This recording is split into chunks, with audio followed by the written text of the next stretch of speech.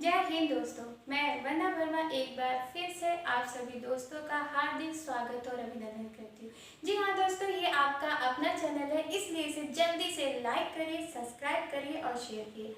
दोस्तों, जैसा कि आज आप देख रहे होंगे कि मेरे पीछे एक बहुत ही छोटा सा कंटेंट है और उस कंटेंट का नाम है थांडाइट का नियम। जी हाँ, ये जो नियम है वो बहुत ही इम्पोर्टेंट है शिक्षक भर्ती पात्रता की दृष्टि से, क्योंकि यह जो नियम है वो कहीं ना कहीं अधिगम के नियम है और इस अधिगम के नियम में एक नियम नाम निकल के आया था और वो नाम था थांडाइट का। जी हाँ, इन महान मनोवैज्ञानिक ने अधिगम के क्षेत्र में एक नियम के बारे में बात किया और कहा कि नियम मुख्यतः दो तरीके के होते हैं, जिसमें उन्होंने कहा पहला मुख्य नियम और दूसरा कहा गौण नियम।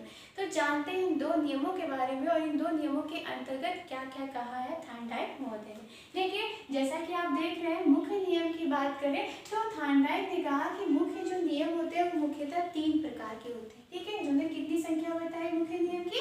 3। और इन 3 नियमों में से पहला नियम उन्होंने बताया कि तत्परता का नियम, दूसरा अभ्यास का नियम और तीसरा क्या आपका प्रभाव का नियम। जी हाँ, पहला तत्परता, दूसरा अभ्यास और तीसरा प्रभाव। इस बात से बिल्कुल आप क्लियर रहिए, क्योंकि आपको ये इसी सीक्वेंस में याद करना है, क्योंकि कई बार शिक्षक भर्ती के अंतर्गत इसके सीक्वेंस के बारे में ही बात कही गई है। कहा गया है कि थांडाइट का प्रथम नियम कौन सा है, या फिर द्वितीय नियम कौन सा है, या फिर तृतीय नियम कौन सा है। ठीक है, या फिर क्वेश्चन ये भी बनता है कि थांडाइट के मुख्य नियमों की कितनी संख्या है। तो यहीं से 4-5 क्वेश्चंस आपको दिख रहे हैं कि अगर थांडाइट के मुख्य नियम की बात करता है तो कितने मुख्य नियम है? 3 है। और अगर प्रथम नियम की बात करता है तो तत्परता का नियम है, द्वितीय नियम की बात करता है तो अभ्यास का नियम है और तृतीय नियम की बात करता है तो प्रभाव का नियम है। ठीक है, तो चलिए जानते हैं कि पहले नियम के बारे में थांडाइट ने क्या कहा।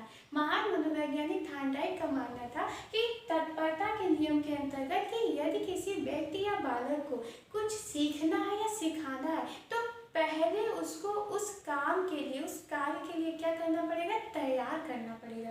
जी हाँ, बिल्कुल सही। जैसे एक छोटे से बच्चे को जो कि अभी फर्स्ट बार स्कूल जा रहा हो और उसे डायरेक्ट हम स्कूल में ले जाके छोड़ दें तो शायद वो बहुत रोएगा, बहुत चिल्लाएगा, क्योंकि वो मानसिक रूप से क्या है? तैयार नहीं है। लेकिन अगर उसको स्कूल भेजने से पहले ही महीने भर, 2 महीने, 10 दिन, 15 दिन पहले से हम उसको ये बात बताते रहे कि बेटा, बच्चा, बाबू, तुमको इस टाइम से इस टाइम तक यहाँ पे बैठना है और तुमको जाना है, तो शायद कुछ देर तक, कुछ मेंटली रूप में वो तैयार हो जाएगा कि नहीं, मुझे 10 से 12 या 8 से 2 तक मुझे अपने विद्यालय में रहना है। तो वो कम रोएगा, कम चिल्लाएगा। तो यही बात इन्होंने क्या कहा कि थांडाइट ने कहा कि यदि किसी बालक या व्यक्ति को कुछ सिखाना हो, कुछ समझाना हो, कुछ अधिगम कराना हो तो उसको सबसे पहले क्या करना पड़ेगा? हमें तैयार करना पड़ेगा। और जैसे ही वो बालक या व्यक्ति उस काम के लिए तैयार हो जाएगा तो उसकी अधिगम प्रक्रिया क्या होगी? प्रभावशाली हो जाएगी। और जिसको उन्होंने किस नाम से प्रभावित किया? तत्परता का नियम। ठीक, ये तो था प्रथम नियम किसका? थांडाइट महोदय का।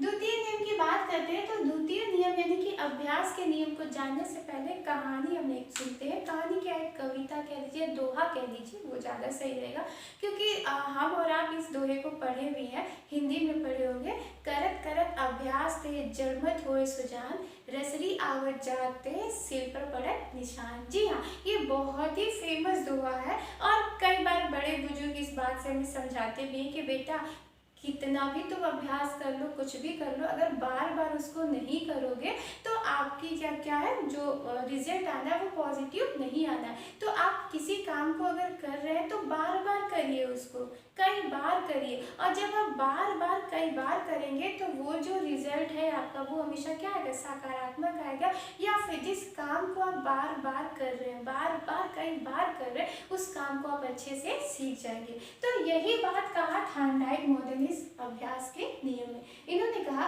कि जब किसी काम को करने के लिए हम तत्पर हो जाते हैं तो उस काम को करने के बाद हमें छोड़ देना नहीं चाहिए, बल्कि उस काम को करने के बाद हमें उसका अभ्यास करना चाहिए और बार बार अभ्यास करना चाहिए, जिससे उस काम की स्थिरता क्या रहे?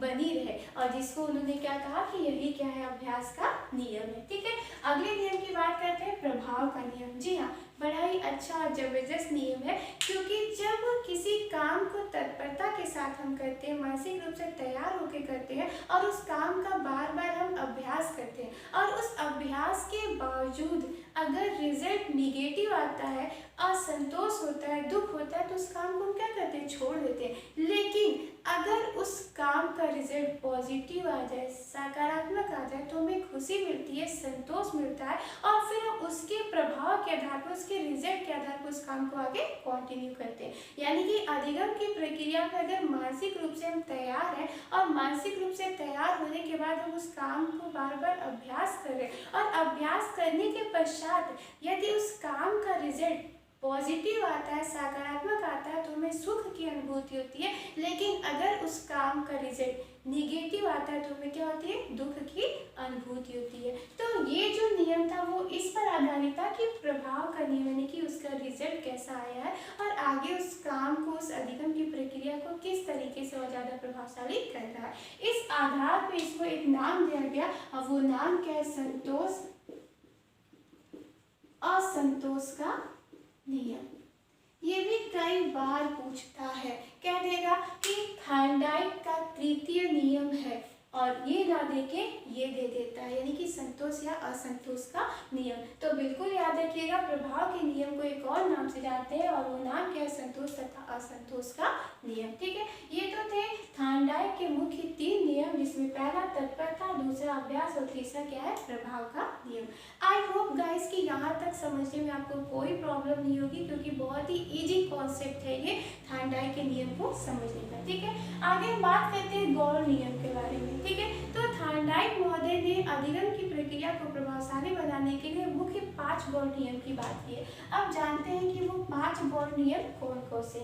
जैसा कि आपके सामने है, पहला है बहुप्रतिक्रिया का नियम, दूसरा है मानसिक स्थिति का नियम, तीसरा है समानता का नियम, चौथा आंशिक क्रिया का नियम और पांचवा है साहचर्य परिवर्तन का नियम। एक एक करके जानते हैं कि क्या बातें कहा इसमें थार्नडाइक महोदय ने। ठीक है, बहुप्रतिक्रिया का नियम, अगर कोई बालक किसी कार्य को कर रहा है, किसी काम को सीख रहा है, तो बहुत सारी एक्टिविटीज़ करता है और उन बहुत सारी एक्टिविटीज़ में से कोई एक एक्टिविटीज़ ही सही होती है और बहुत सारी एक्टिविटीज़ क्या होती है, रॉन्ग होती है। तो इस वजह से थार्नडाइक ने कहा कि जब किसी अधिगम की प्रक्रिया को प्रभावशाली बनाना हो या फिर अधिगम को स्थायी बनाना हो, तो हमें बहुत सारी प्रतिक्रिया करनी चाहिए और उन बहुत सारी प्रतिक्रिया के परिणाम स्वरूप ही एक प्रतिक्रिया क्या होती है, सही होती है और जिस हमें क्या करती है, संतोष या सुख की प्राप्ति करती है। इस आधार पर अगर हम कहें कि बहुप्रतिक्रिया का जो नियम है वो एक सिद्धांत को रिलेट करता है और वो सिद्धांत क्या, प्रतिगम भूल का सिद्धांत। यानी कि हम कह सकते हैं कि यह जो नियम है किस पर आधारित है,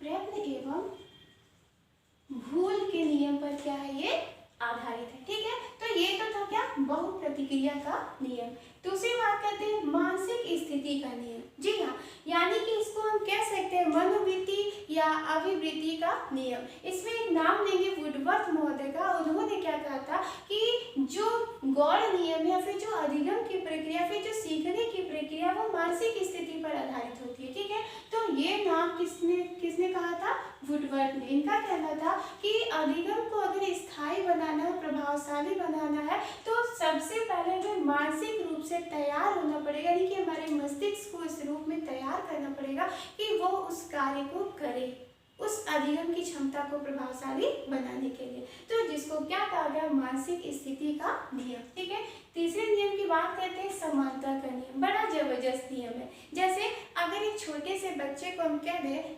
डायरेक्ट कि इसको पक्षी कहते हैं, तो बच्चा थोड़ा सा कंफ्यूज हो जाएगा कि कौन सी पक्षी कहते हैं। बहुत सारे पक्षी हैं, कोयल है, ठीक है, कौवा है, कबूतर है, तो किस पक्षी की बात आप कर रहे हैं। लेकिन अगर हम उस बच्चे से ये कह दें कि ये कबूतर है और इसको कौवा कहते हैं और इन दोनों को पक्षी कहते हैं, तो बच्चे को अगर कबूतर अलग दिखाए और कौवा अलग दिखाए तो पूर्व ज्ञान के आधार पर हम उसको बता सकते हैं कि भैया बाबू ये कबूतर था और ये कौवा था, और बच्चा भी बड़ी आसानी से बता सकता है।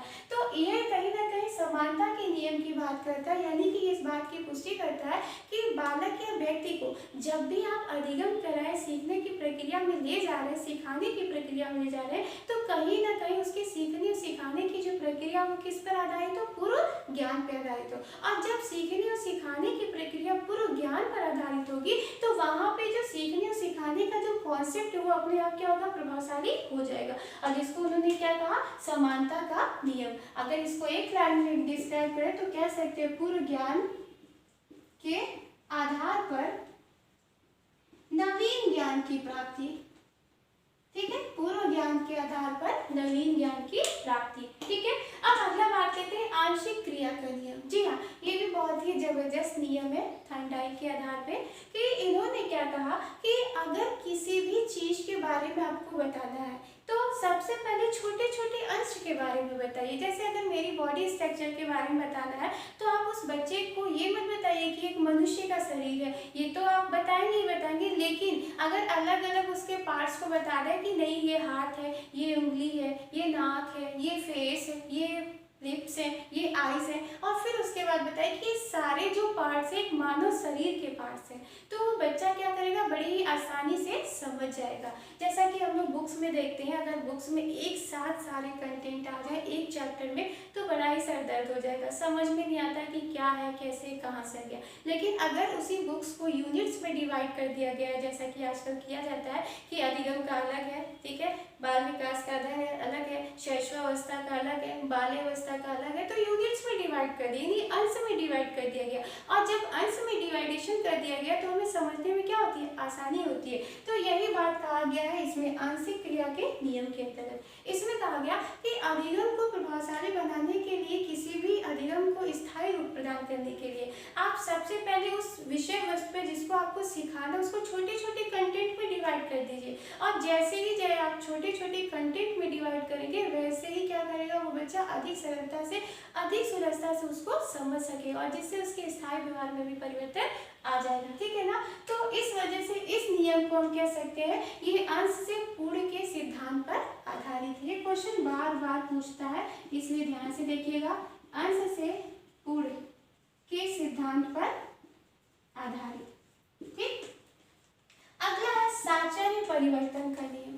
जी हाँ, बड़ा ही जबरदस्त, जैसा कि पिछले वीडियोस में अभी रिसेंटली हमने देखा कि पावलोव महोदय ने क्या किया था अपने एक्सपेरिमेंट में कुत्ते के साथ, कि पहले उन्होंने क्या कहा कि भोजन के साथ बॉन्ड क्रिएट किया, ठीक है, फिर उन्होंने घंटी और भोजन के साथ बॉन्ड क्रिएट किया उस कुत्ते का, फिर उन्होंने क्या किया, एक कंडीशन ऐसा क्रिएट किया कि सिर्फ और सिर्फ घंटी के साथ बॉन्ड क्रिएट कर दिया, और जैसे ही घंटी की आवाज़ सुनता था कुत्ता उसके मुँह से स्वतः ही लार गिरने लगती थी। तो यही बात कहीं ना कहीं यहाँ पे कहा गया कि साचार्य परिवर्तन, यानी कि बालक या व्यक्ति को इस तरीके से बताइए, इस तरीके से सिखाइए कि वो परिस्थितियों के आधार पे अपने आप में अधिगम करने की क्षमता को प्रभावशाली बना सके, और जिसको उन्होंने क्या कहा कि साचार्य परिवर्तन का नियम। और ये कह सकते हैं जो नियम है वो किस पर आधारित, किस सिद्धांत पर आधारित है, पावलोव थ्योरी पर भी आधारित है, पावलोव के सिद्धांत पर।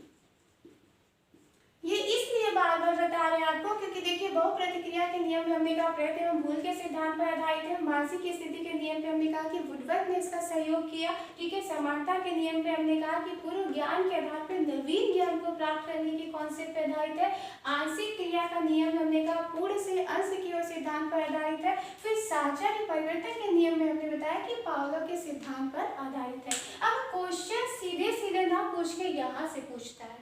जी हाँ दोस्तों, क्वेश्चन पूछ लेगा साचार्य परिवर्तन का नियम किस सिद्धांत पर आधारित है, तो किस सिद्धांत पर आधारित है? जी दोस्तों बिल्कुल सही, पावलोव के सिद्धांत पर आधारित है। इसी तरीके से आंशिक क्रिया का नियम किस सिद्धांत पर आधारित है, तो किस सिद्धांत पर आधारित है? अंश से पूर्ण के सिद्धांत पर आधारित है। इसी तरह समानता का नियम किस सिद्धांत पर आधारित है, तो आप कह सकते हैं पूर्व ज्ञान के आधार पर नवीन ज्ञान या पूर्व नवीन ज्ञान के आधार पर आधारित है। ठीक है, तो इस तरीके से आप देखेंगे कि जो थार्नडाइक का नियम था उसमें से मुख्य नियम 3 थे और गौण नियम कितने थे? 5 थे। अगर नियमों के कुछ टोटल नियमों की बात करें तो 8 है, लेकिन मुख्यतः पूछता है कि थार्नडाइक के मुख्य नियम कितने हैं। तो मुख्य नियम की जब भी बात करेगा वो 3 है और वो 3 सीक्वेंस फॉर्म में से याद रखिएगा, तत्परता, अभ्यास और प्रभाव करने। ठीक है, तो जल्दी से दोस्तों बिना लेट किए इसका जल्दी से स्क्रीनशॉट ले लीजिए, क्योंकि 1 नंबर तो जरूर इससे पूछता है। तो जल्दी कीजिए, स्क्रीनशॉट लीजिए।